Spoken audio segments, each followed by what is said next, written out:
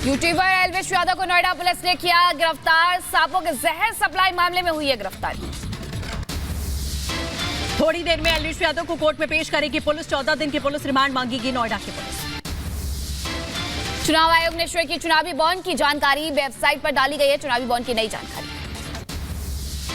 Mahadev batting app case में भूपेश बघेल और 21 अन्य लोगों के खिलाफ में मामला दर्ज किया गया। इकोनॉमिक ऑफिस विंग ने दर्ज किया है केस। चुनाव आयोग, ईडी और सीबीआई अफसरों को राहुल की धमकी। कहा एक दिन चली जाएगी बीजेपी की सरकार, जब सरकार बनाएंगे तो अफसरों पर करेंगे कार्रवाई। चाहे वो इलेक्शन कमीशन हो, चाहे वो सीबीआई हो, ईडी हो, ये सब हो, ये अब बीजेपी और आरएसएस के हथियार हैं कि किसी ना किसी दिन बीजेपी की सरकार बदलेगी और ऐसी कार्रवाई होगी कि मैं गारंटी कर रहा हूं ये फिर से कभी नहीं होगा। राहुल गांधी के बयान पर सपा ने इसका समर्थन किया। फखरुल हसन ने कहा कि समय आएगा तो जांच भी होगी। आदरणीय राहुल गांधी जी ने उठाया है और इस बात को कहा है कि सत्ता में आने के बाद इन एजेंसियों की जवाबदेही तय होगी, पारदर्शिता लेके आई जाएगी। तो समाजवादी पार्टी समझती है कि ये सवाल बिल्कुल जायज है। आदरणीय राहुल गांधी जी ने जो बात कही है उसका समाजवादी पार्टी समर्थन करती है। परिवारवाद पर केंद्रीय मंत्री गिरिराज सिंह का विपक्ष पर हमला। का स्वार्थी लोगों का गठबंधन है इंडी गठबंधन, पारिवारिक राजनीति को देना चाहते हैं बढ़ावा। इंडी गठबंधन है, ये स्वार्थों के आधार पे गठबंधन है, परिवारवाद का गठबंधन है और सबके ऊपर लगे आरोपों का गठबंधन है। चुनाव को लेकर बोले बिहार के पूर्व डिप्टी सीएम तेजस्वी यादव। कहा इस बार बिहार में आश्चर्यजनक परिणाम आएंगे। 10 साल में कोई काम नहीं हुआ, बीजेपी को रोकेगी बिहार की जनता। बिहार जो है इस बार चौंकाने वाला रिजल्ट देगा। केंद्र सरकार के 10 साल में बिहार के लिए क्या किया। उत्तराखंड में कांग्रेस को लगा बड़ा झटका। कांग्रेस विधायक राजेंद्र भंडारी बीजेपी में हुए शामिल। चुनाव से पहले यूपी में सपा को लगा बड़ा झटका। पूर्व सपा सांसद देवेंद्र सिंह यादव ने छोड़ी पार्टी, बीजेपी में शामिल हुए देवेंद्र सिंह यादव। महाराष्ट्र में एमवीए में सीटों के बंटवारे पर बोले संजय राउत। का सीटों की पहचान का काम जारी है, कल तक तय हो सकता है सीट शेयरिंग का फॉर्मूला। तो सीट शेयरिंग को लेकर आपने बोला कि ऑलमोस्ट पूरा फाइनल हो गया है। 1-2 दिन में मतलब हम उम्मीद कर सकते हैं कि कल सीट शेयरिंग को कल तक हो जाएगा, कल तक पूरी घोषणा हो जाएगा। राहुल गांधी की यात्रा पर नेशनल कॉन्फ्रेंस प्रमुख फारूक अब्दुल्ला का बयान। कहा देश को एकजुट करने का काम कर रहे हैं राहुल गांधी। राहुल गांधी जी ने पहले साउथ से नॉर्थ किया था, आज ये ईस्ट से वेस्ट आ गए और भारत को जोड़ने की कोशिश कर रहे हैं। हमारे सेक्युलर कैरेक्टर को, हमारी जो परंपरा है उसको मजबूत करने की कोशिश कर रहे हैं। कांग्रेस नेता जयराम रमेश का बयान। का कार्य समिति की बैठक के बाद जारी होगा घोषणा पत्र। लोकसभा चुनाव से पहले तेलंगाना में बीआरएस को झटका। बीआरएस सांसद डॉक्टर रंजीत रेड्डी ने पार्टी से इस्तीफा दिया। गांधी परिवार ने छोड़ी अपनी पारंपरिक सीटें। सूत्रों के हवाले से जानकारी। रायबरेली से प्रियंका और अमेठी से राहुल का चुनाव लड़ने से इनकार।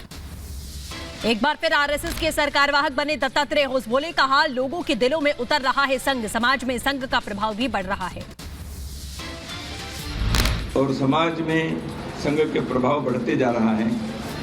श्री राम जन्मभूमि और उस पर एक मंदिर, यह भारत के सभ्यता का प्रतीक है, संस्कृति का प्रतीक है।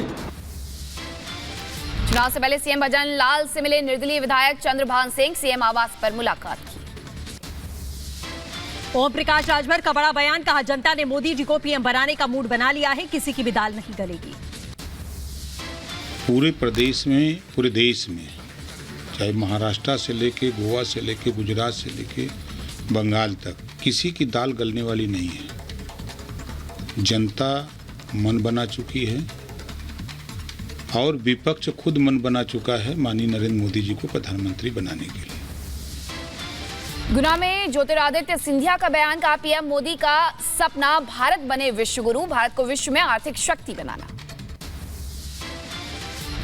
प्रधानमंत्री जी का संकल्प है कि भारत का सफर 2024 से 2047 तक, भारत के अमृत काल से शताब्दी काल तक भारत को विश्व गुरु बनाना है। चुनाव से पहले असम के पूर्व सीएम सर्बानंद सोनोवाल का बयान, कहा उम्मीद है कि चुनाव में जीत के बाद में चाय उद्योग और चाय श्रमिकों के हित के लिए आवश्यक कदम उठाएंगे।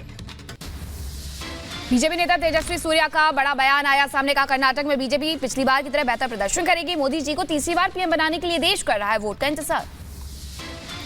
मध्य प्रदेश के पूर्व सीएम शिवराज सिंह चौहान का कांग्रेस पर हमला, कहा जिस पार्टी का आत्मविश्वास हिल गया उसका क्या होगा। राहुल गांधी जी तो ऐसे कप्तान हैं जिनको ये पता ही नहीं कि कब क्या करना चाहिए। जब उन्हें चुनाव की तैयारी करना चाहिए तो वो यात्रा करते हैं, जब यात्रा करना चाहिए तो विदेश में छुट्टी मनाते हैं। सीट बंटवारे को लेकर के हम नेता जीतन राम मांझी का बयान, कहा दिल्ली में बैठकें जारी है, जल्द तय हो जाएगा उम्मीदवार और सीट। बीजेपी नेता प्रकाश जावड़ेकर का विपक्ष पर हमला, कहा केरल में भी बनेगी बीजेपी की सरकार, विकास के लिए मोदी को वोट देगी जनता। केजरीवाल को ईडी का एक और समन जल बोर्ड घोटाले को लेकर के जारी किया गया। पहली बार समन 18 मार्च को ईडी ने पूछताछ के लिए बुलाया। अरविंद केजरीवाल को ईडी का नवा समन, ईडी ने 21 मार्च को पेश होने के लिए कहा। बीजेपी सांसद मनोज तिवारी और केजरीवाल का हमला, कहा जांच एजेंसियां कर रही अपना काम, घोटाला किया है तो सजा जरूर मिलेगी। 8 समन पे ना जाना ही जेल का रास्ता दिखा देता है। अगर उसमें आपने बेल ले लिया तो आगे अगर आप फिर से ऐसी कोई कानून की अवहेलना करते हैं तो मुझे लगता है कि फिर तो किसी गवाह की भी आवश्यकता नहीं, किसी बयान की भी आवश्यकता नहीं। He should be punished.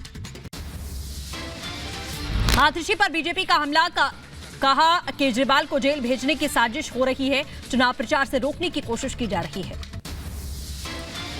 Arvind Kejriwal campaign करने से रोक दो, सिर्फ यही प्रधानमंत्री नरेंद्र मोदी जी, उनकी भारतीय जनता पार्टी और उनकी ईडी और सीबीआई का एक इकलौता मकसद है। अरविंद केजरीवाल पर बासिर स्वराज का तीखा हमला, का शराब घोटाले के लिए केजरीवाल जी खुद ही जिम्मेदार हैं, समन का सम्मान करें केजरीवाल। अरविंद केजरीवाल जी जो माननीय मुख्यमंत्री हैं दिल्ली के, उन्होंने 8 समन्स का निरादर करा है।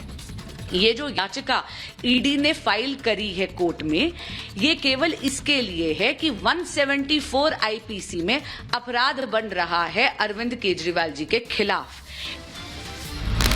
केजरीवाल को ईडी के समन पर आतिशी का बयान, कहा हम कानून का करते हैं सम्मान। केजरीवाल ने सभी को जवाब दिया।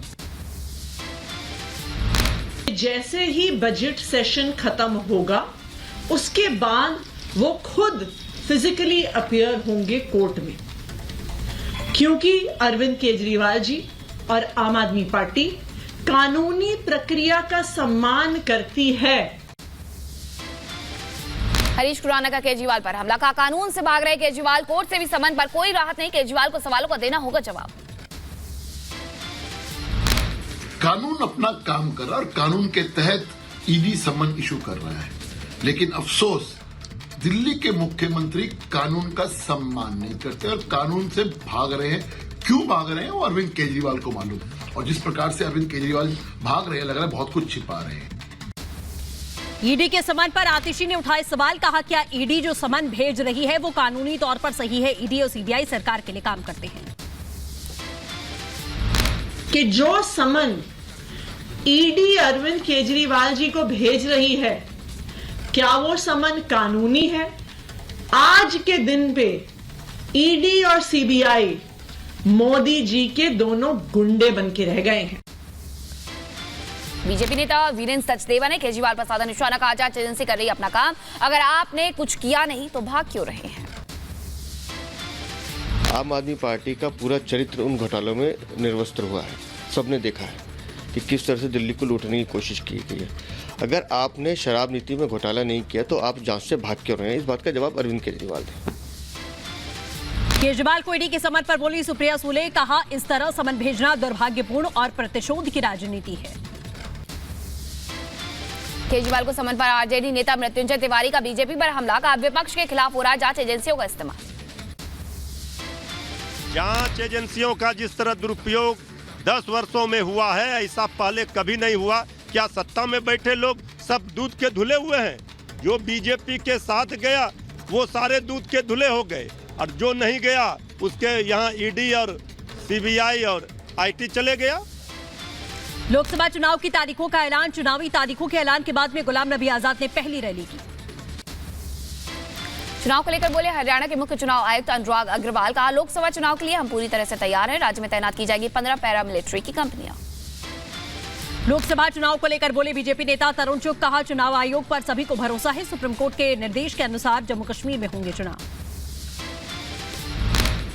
सारिका घोष ने देश की जनता से पूछा, चुनाव की जरूरत है। कहा, एक पार्टी, एक नेता, एक भाषा, एक धर्म, एक पोशाक चाहिए या बहुआस्था बहुसांस्कृतिक लोकतंत्र चाहिए। चुनाव को लेकर जिलाधिकारी और पुलिस अधीक्षक का बयान। कहा, शांतिपूर्ण तरीके से होगा मतदान। अपराधियों पर कसी जाएगी नकेल। लोकसभा चुनाव को लेकर सीमा हैदर की लोगों से अपील। मोदी जी को तीसरी बार जिताने की अपील की गई। मुजफ्फरनगर में चुनाव को लेकर पुलिस की कार्रवाई। पुलिस ने 4 लोगों पर गुंडा एक्ट के तहत में एक्शन लिया।